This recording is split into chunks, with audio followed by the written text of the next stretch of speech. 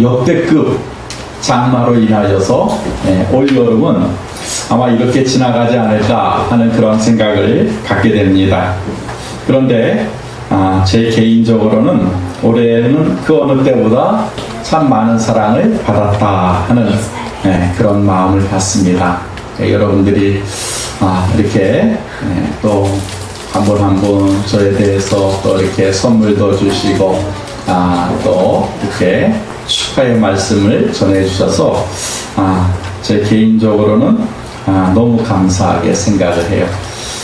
또 어제는 우리 처가 식구들하고 같이 모여서 이제 점심 식사를 같이 했는데 그 어느 때보다는 다르다는 생각을 갖게 됐습니다. 이제 처가집 식구라고 하기보다는 내 형제 자매다 하는 30년 넘게 같이 얼굴을 보고 또 부딪히고 하는 가운데서 이제 그런 장벽이 없어진 것 같아요. 그래서 사랑스럽고 또 같이 늙어가니까 같이 늙어가니까 안쓰럽기도 하고 정겹기도 하고 그런 마음을 가졌습니다. 이 60년 인생을 살면서 제가 한번 어떻게 살았는가 하는 그런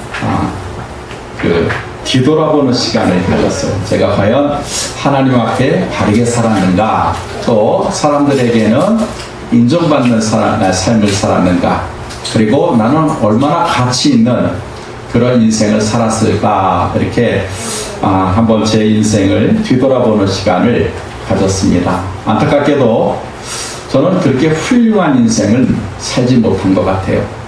하나님 앞에서도 바르지 못하고 또 사람들 앞에서도 성실하고 정직한 그런 인생은 못 산 것 같아요.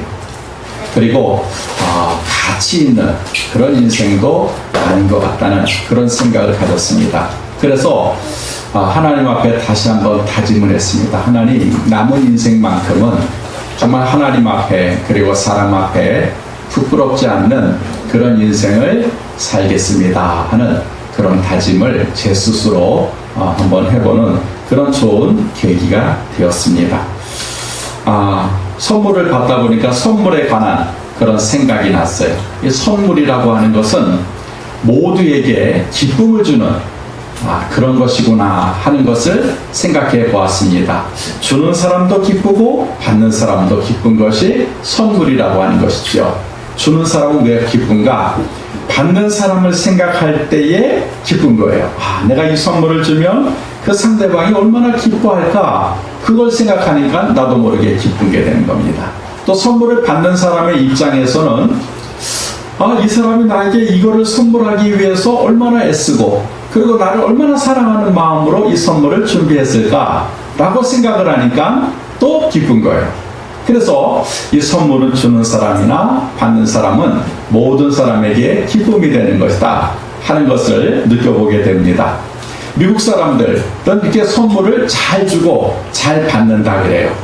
그래서 평상시에도 선물을 주고받는데 값비싼 것을 선물하는 것이 아니라 자기가 가지고 있는 거라든지 아니면 사소한 것을 가지고도 나누고 또 받고 한다는 것이죠. 물론 값비싼 선물을 받는 것도 중요하지만 우리가 항상 평상시에도 뭔가를 서로 주고 받는다면 그것이 우리의 삶에 소소한 기쁨이 되지 않을까 하는 그런 생각을 가져보게 됩니다. 성경을 보니까 하나님도 우리에게 선물을 주신다라는 말씀이 구약과 신약에 반복되어서 기록되어 있는 것을 제가 발견했어요. 그래서 오늘은 세 가지로 하나님이 그럼 과연 우리에게 어떤 선물을 가지고 계시고 어떤 선물을 주시는가에 대해서 한번 성경을 통해서 우리가 함께 나누려고 합니다.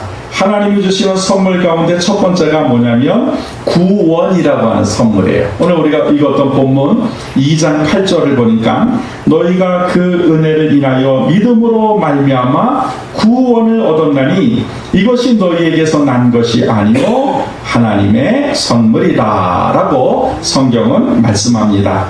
성경은 우리가 구원 얻은 것은 예수 그리스도를 믿는 믿음으로 된 것이고 그리고 전적으로 하나님의 선물이라는 거예요.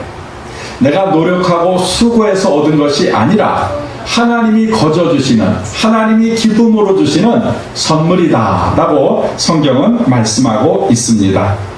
여러분, 예수님을 믿는 것도 내가 믿는 게 아니에요. 하나님이 나를 선택해 주시는 것이죠. 그리고 믿는다고 해서 다 구원을 받는 것도 아닙니다. 하나님이 허락하셔야 마침내 우리가 구원을 얻게 될 수 있습니다. 그래서 성경은 구원에 대해서만큼은 하나님이 주시는 선물이다, 이렇게 말씀하고 있습니다. 여러분, 구원에는 두 가지 구원이 있는데, 첫째는 행위 구원이고 두 번째는 뭐냐면 믿음 구원이라는 것이죠. 여러분, 행위 구원은 천주교에서 가르치는 그런 교리입니다. 사람이 선한 일을 많이 하고 착한 일을 많이 해야만 구원을 얻습니다 라고 천주교에서 주로 가르치게 되지요. 그러니까 여러분, 천주교 신자들은 착한 일을 얼마나 많이 합니까? 남을 구제하고 가서 봉사하는 일이라면 천주교 신자들은 뒤처지지 않아요. 열심히 가서 구제하고 봉사합니다. 왜요? 행위를 해야 구원을 받는다라고 가르치고 있기 때문에 그렇습니다. 반면에 우리 기독교는 행위로 구원받는 것이 아니라 믿음으로 구원을 받는다, 이신칭의를 가르칩니다. 아무리 좋은 일 많이 하고 착한 일 많이 해도 믿지 않으면 소용없다, 예수 믿어야 구원받는다, 이것이 기독교의 교리입니다. 이렇게 믿음을 강조하다 보니까 천주교 신자에 비해서 우리는 구제하고 봉사하는 일은 조금 소홀해요. 하지만 성경은 우리의 구원은 믿음으로 말미암아 주어진다고 말씀하고 있습니다. 여러분, 구원은 내가 선택하는 것이 아니라 하나님이 주시는 선물입니다. 이상하게 들릴지 모르지만 하나님은 사랑하는 자를 사랑하시고 구원하기로 작정한 자를 구원하십니다. 그 좋은 예가 야곱과 에서지요. 여러분, 야곱과 에서가 출생하기 전 어머니 리브가 뱃속에서부터 싸웁니다. 먼저 나가려고. 요즘 말하면 리브가가 너무 고통스러운 거예요. 그게 말하면 임신 중독증이죠. 막 뱃속에서 난리가 난 거예요. 리브가가 하나님 앞에 기도했을 때 하나님께서 리브가에게 응답하십니다. 두 국민이 내 태중에 있구나. 두 민족이 내 복중에서 나누이리라. 이 족속이 저 족속보다 강했고 큰 자는 어린 자를 섬기리라 라고 창세기 25장 23절에서 말씀하셨습니다. 원래는 구약의 법에 의하면 먼저 태어나는 자에게 창자권이 있어요. 그래서 아버지의 모든 재산이나 권리를 장자 한 사람이 다 가져가게 됩니다. 그러니까 성경적으로 보게 되면 누가 장자권을 가져야 돼요? 먼저 난 에서가 가져가야 돼요. 근데 여러분, 우리가 잘 알다시피 에서에게 장자권이 넘어간 것이 아니라 둘째로 태어난 야곱에게로 장자권이 넘어갑니다. 또 이스라엘이라고 하는 민족은 에서의 계열에서 나온 것이 아니라 야곱의 12아들로부터 이스라엘이 세워지게 되지요. 여러분, 그래서 성경을 보니까 하나님은 야곱은 사랑하지만 에서는 미워했다. 하나님이 선택하셨다, 이 말이죠. 여러분, 로마서 9장 13절에 보니까 기록된 바 내가 야곱은 사랑하고 에서는 미워하였다 하신가 같으니라 라고 성경에도 기록이 되어 있어요. 그래서 하나님이 선택하신다는 거예요. 그리고 하나님이 구원하신다는 거예요. 그리고 구원하시기로 작정된 자들에게 선물로 구원을 허락하신다고 하는 것입니다. 내가 선택하는 것이 아니에요. 내가 받고 싶다고 해서 받는 것도 아니라는 것이에요. 전적으로 하나님이 선택하시고 하나님이 선물로 주실 때에만 여러분, 우리에게 구원이 주어진다라고 하는 것입니다. 그래서 선물이라는 거예요. 선물. 특별히 하나님이 주시는 선물이라고 하는 것입니다. 그래서 여러분, 하나님이 기쁨으로 우리에게 구원이라고 하는 선물을 주셨다면 그 구원을 받는 우리들도 기쁨으로 받아야 돼요. 하나님이 나 같은 자를 선택하셔서 구원하셨구나, 기뻐하면서 감사함으로 받는 것, 이것이 바로 구원을 선물로 받은 성도의 올바른 자세라고 하는 것입니다. 그리고 여러분, 구원받은 것을 누리셔야 돼요. 내가 구원받은 자라고 하는 것을 확신하고 세상에 나가서 자랑하고, 그리고 여러분 그것을 누릴 때 그 구원이 온전하게 우리의 것이 될 것입니다. 두 번째로 하나님이 주시는 선물이 뭐냐면 성령이에요. 성령을 선물로 주시겠다고 말씀하셨어요. 사도행전 2장 38절에 보게 되니까 베드로가 가라되 너희가 회개하여 각각 예수 그리스도의 이름으로 세례를 받고 죄 사함을 얻으라. 그리하면 성령을 선물로 받으리니 약속은 너희와 너희 자녀와 모든 먼데 사람 곧 주 우리 하나님이 얼마든지 부르시는 자들에게 하신 것이다 라고 기록을 했습니다. 우리가 예수의 이름으로 예수를 영접하면 여러분 구원을 받습니다. 그리고 회개하면 성령을 또 선물로 받는다는 거예요. 그러니까 하나님이 구원이라고 하는 선물에 우리가 죄를 해결하면 거기에 또 다른 선물을 주시는데 그게 뭐냐면 성령의 선물을 주신다라고 말씀하고 있습니다. 그래서 성령은 하나님이 믿는 성도에게 주시는 선물이에요. 성경은 성령을 받으라 그랬어요. 람바노라고 하는 헬라어를 사용했는데 이게 뭐냐면 선물을 줄 때 두 손으로 덥석 취하다, 움켜쥐다 이런 뜻이에요. 그러니까 성경 어디를 봐도 성령을 받으라고 되어 있어요. 왜냐하면 성령이 하나님이 주시는 선물이기 때문에 그렇습니다. 그런데 믿는 성도에게 성령을 받았느냐 하는 것은 매우 중요한 문제입니다. 왜냐하면 믿으면서도 성령을 받지 못한 성도들이 참 많이 있기 때문에 그렇습니다. 다시 말하면 성령을 알지도 못하고 받지도 못한 상태에서 신앙생활을 하는 성도들이 많이 있습니다. 여러분 사도행전 8장을 보게 되면 빌립 집사님이 이제 사마리아라고 하는 지역에 내려가서 복음을 전해요. 그때 성에 있는 많은 사람들이 예수를 영접합니다. 그 교회가 자연스럽게 세워졌어요. 이 소식을 예루살렘에 있는 사도들이 듣습니다. 그래서 이제 사마리아의 교회가 세워졌으니 베드로 사도와 요한 사도는 내려가서 그 교회가 어떻게 세워졌는지 살펴보시오. 베드로와 요한이 내려가 보니까 이 사람들이 믿음이 대단해. 그래가지고 물어봅니다. 야, 너희들 믿을 때 성령을 받았느냐? 아니, 우리는 성령이 뭔지도 모릅니다. 그래서 베드로와 요한이 그들 머리에 안수함에 성령이 임하였더라라고 성경은 기록하고 있습니다. 성경에 보니까 이렇게 돼 있어요. 그들이 내려가서 저희를 위하여 성령 받기를 기도하니 이는 아직 한 사람에게도 성령 내리신 일이 없고 오직 주 예수의 이름으로 세례만 받을 뿐이리라 라고 기록을 하고 있습니다. 분명히 사마리아 교회에 있는 성도들은 예수를 믿고 세례를 받았어요. 근데 성령을 받지 못했다는 거예요. 여러분 보세요. 우리도 신앙생활 할 때 예수 믿고 세례받고 신앙생활 하시는 분들이 많이 있어요. 그리고 그 가운데 성령이 뭔지도 알지 못하고 그저 교회를 다니는 성도들도 꽤 많이 있다는 거예요. 사마리아 교회 성도와 같은 그런 성도들이 한국교회에도 참 많이 있다는 것이죠. 여러분 그렇다면 왜 이들이 성령을 받지 못했을까요? 그 이유는 여러분 성령을 구하지 않았기 때문에 그렇다라고 성경은 설명합니다. 다시 말하면 성령 받기를 위해서 기도하지 않았기 때문에 하나님이 주시는 성령을 받지 못했다는 거예요.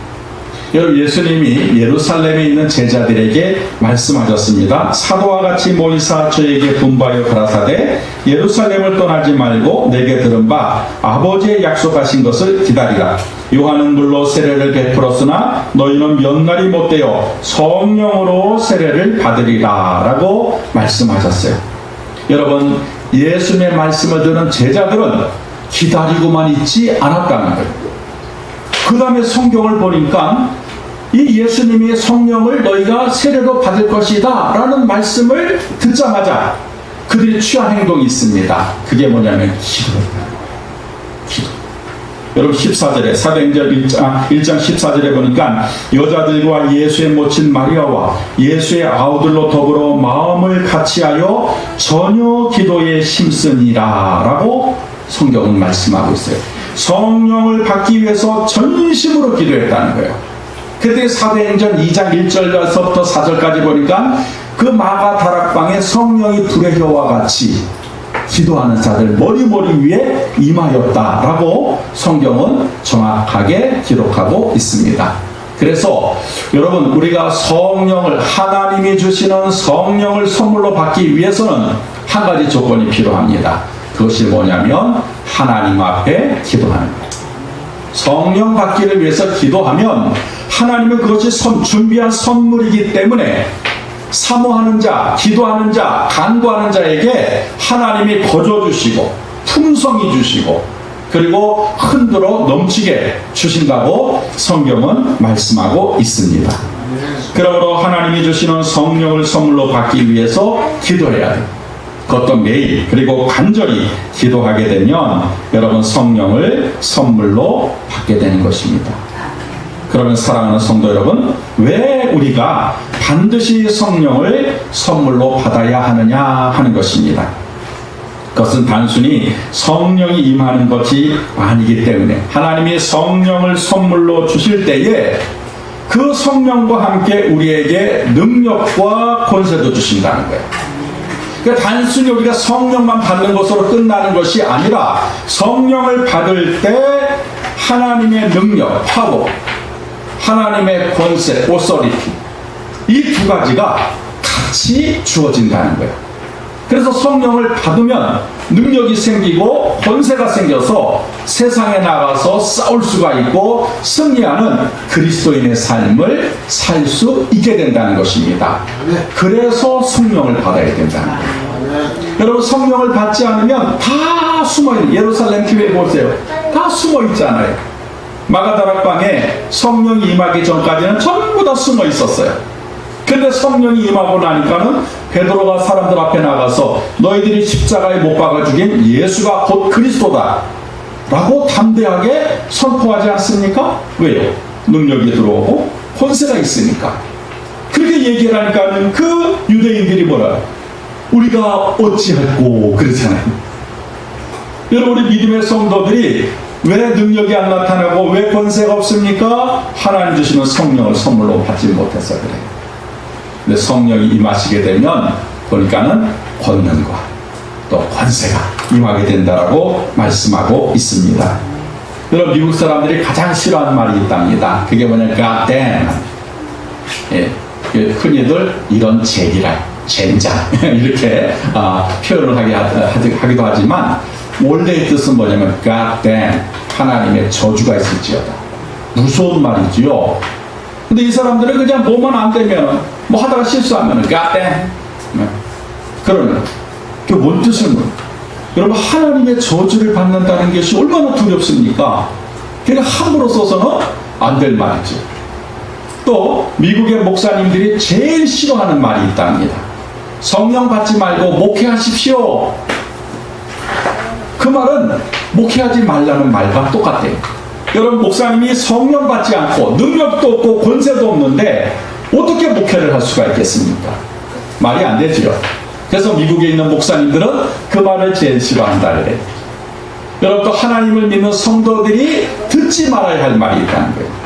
성령 받지 말고 신앙생활 하십시오. 그건 뭐냐면 껍데기 신앙생활 하라 이 말이죠. 능력도 없고 힘도 없는 그런 왔다 갔다 하는 그런 신자의 삶만 살라는 거죠. 그래서 우리는 그 말을 듣지 말아야 돼요.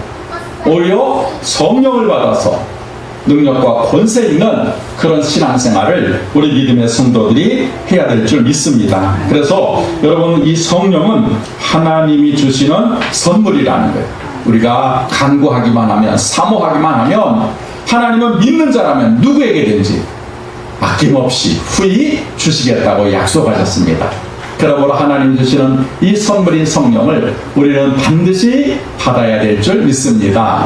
마지막으로 하나님이 주시는 선물이 뭐냐면 말씀이라는 거예요. 여러분, 디모데후서 3장 16절 17절을 보니까 모든 성경은 하나님의 감동으로 된 것으로 교훈과 책망과 바르게 함과 의로 교육하기에 유익하니 이는 하나님의 사람으로 온전케 하며 모든 선한 일을 행하기에 온전케 하려 함이라 라고 말씀합니다.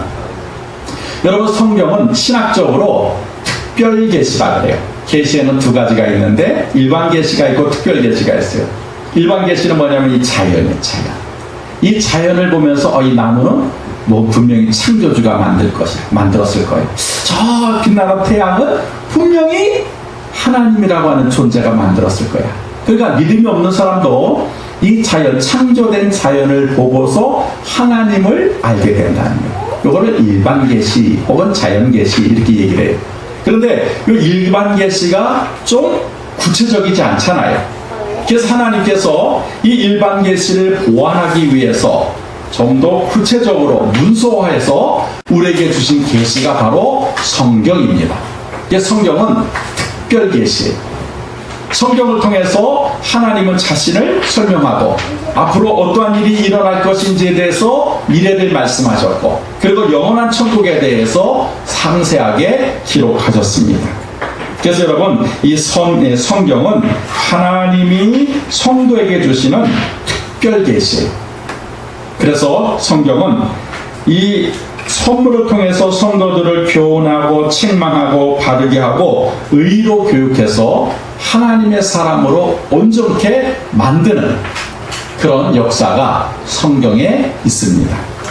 그래서 성경은 하나님의 말씀을 우리는 기록한 책이라고 이야기하죠. 특별히 그냥 기록한 것이 아니라 성령의 감동을 받아서 사람이 기록한 책이라는 거예요. 또 어떻게 보면 성령의 감동을 받았는 건 대서한 거예요. 대신 하나님이 말씀하신 것을 받아서 대신 쓴 거랑 마찬가지란 말이죠. 그러니까 하나님의 편지, 그리고 하나님의 연서에 사랑의 편지, 그리고 하나님의 예언의 편지, 이것이 다 성경에 기록되어 있습니다. 그래서 하나님은 성경을 통해서 오늘도 우리에게 하나님은 말씀하신다는 것입니다. 여러분 성경을 읽으면 믿음이 생기고 또 진리에 대한 확고한 신앙이 생깁니다. 더 나아가 천국에 대한 소망을 갖게 됩니다. 여러분 구약에서는 하나님이 매일 아침마다 만나를 내려주셨다 그랬어요. 이스라엘 백성이 광야를 40년 동안 지날 때에 하나님이 주시는 만나를 먹고 광야를 지났습니다. 이게 생명의 떡이라고 그러죠. 예수님도 요한복음에 내가 구약에서 내리는 만나와 같은 생명의 떡이다 라고 말씀하셨어요. 그래서 신약에서는 그 만나를 뭐라고 표현하냐면 하나님의 말씀이라는 거예요. 구약 성도들은 하나님 주시는 만나를 먹고 인생의 광야를 건넜다면 신약을 사는 성도들은 매일 아침마다 하나님이 주시는 말씀을 먹고 이 인생의 광야를 지나가야 된다는 거예요. 그래서 여러분 성경은 하나님이 우리 믿음의 성도들에게 주시는 특별한 선물입니다. 성경을 읽으면 읽을수록 믿음이 성장합니다. 주변에 교회는 나가지 않으면서 나는 예수 믿어요 라고 말하는 사람들이 있죠. 새빨간 거짓말이에요. 또 교회를 나가면서도 나는 성경은 안 읽어요 라고 말하는 성도가 있습니다. 이거는 거짓 그리스도인입니다. 여러분 성도가 성경을 읽지 않으면 믿음이 자라나질 않아요. 로마서 10장에 여러분 뭐랬어요? 믿음은 말씀으로 말미암고 말씀은 예수 그리스도의 말씀이다 그랬어요. 우리가 하나님의 말씀을 잠깐만 들어야 믿음이 자라나는 성장하게 되는 거예요. 그런데 성경을 읽지도 않고 듣지도 않으면서 나는 믿음이 있습니다. 거짓 그리스도인이다 라고 하는 것이죠. 그래서 여러분 성경을 읽는 것이 굉장히 중요합니다. 지난주 목요일날 우리 리아 동생이 태어나서 우리 권사님이 사진을 보내주셨는데 리아하고 똑같이 생겼어요. 이제 또 하나님 믿음의 자손이 태어나게 된 것이죠. 유대인들도 여러분 이렇게 아이가 태어나면 가장 먼저 하는 것이 뭐냐면 성경책을 율법책이죠. 꿀에다가 푹 담갔다가 아이의 입에다 갖다 댄답니다. 그럼 아이는 뭣도 모르고 이렇게 빠니다 보니까 달콤하잖아요. 계속해서 그 꿀을 빨아먹는다는 것이죠. 근데 어느 정도 인식할 때 보니까 책이에요. 그러니까 아이가 생각할 때는 책은 달고 맛있는 거구나. 이제 글을 읽게 되었을 때 아버지가 꿀이 없는 그 책을 딱 갖다 주면은 아이의 머릿속에 이 책은 맛있는 거야, 이 책은 달달한 거야 하고 펼쳐놓고 읽는다는 거예요.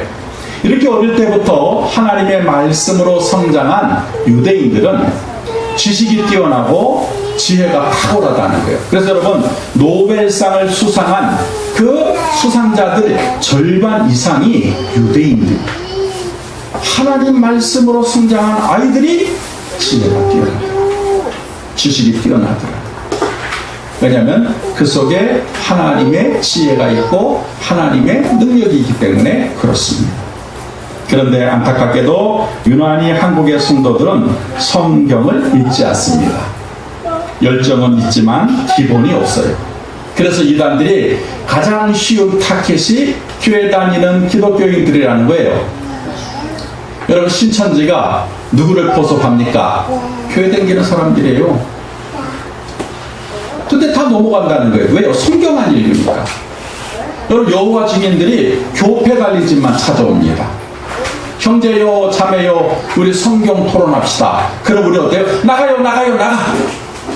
쫓아내기 바빠요. 왜요? 성경을 안 읽으니까. 우리가 성경적인 어떤 베이스가 없으니까, 기본이 없으니까, 이단이 득세를 해도 거기에 마땅한 대책이 없게 된 것이 현실입니다. 여러분, 제7일 안식교라고 해서 그 안식교에서 유명한 사람이 이상구라고 하는 박사님이에요. 엔돌핀 이야기하고 T인파구 얘기해서 아주 한국의 히트를 치신 분이죠. 근데 이분이 안식교 장로님이셨어요. 오랫동안 안식교에 몸담고 지도자의 위치에 계셨던 분이 최근에 개종을 했습니다. 기독교를. 어떻게 개종을 했는가? 그분의 간증한 그 동영상을 보게 되니까 성경이 있다. 성경을 읽는데 자기가 믿는 안식교 교리하고는 너무 다르더라는 거예요. 계속 읽었대요. 머리가 똑똑하니까. 읽고 또 읽고 또 읽다가 진리를 깨닫게 됩니다. 아, 안식교는 가짜구나. 이건 진짜가 아니구나. 이건 진짜는 어디냐? 교회구나.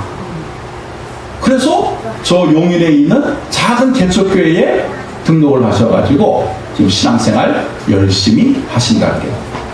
그렇게 지독한 안식교인을 바꾼 거는 다른 게 아니에요. 성경 읽다가 하나님 말씀을 읽다가 그분이 진리를 깨닫게 되었다라고 하는 것입니다.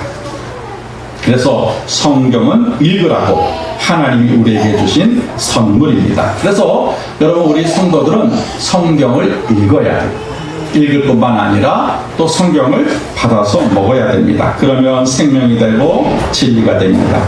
요한계시록 1장 3절에 보니까 이 예언의 말씀을 읽는 자와 듣는 자들과 그 가운데 기록한 것을 지키는 자들이 복이 있나니 때가 가까움이라 라고 말씀하셨어요. 하나님의 말씀을 읽는 자, 듣는 자, 지키는 자가 복이 있다.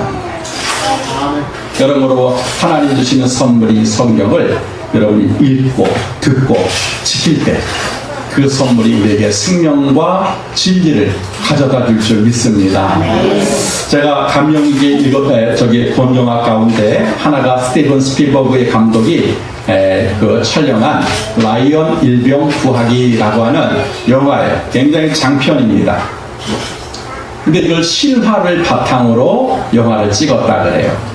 릴랜드라고 하는 그 집안의 아들만 넷이 있는 거예요. 근데 이걸 릴랜드라고 하는 실명을 쓰지 않고 라이언이라고 이렇게 바꾼 거죠.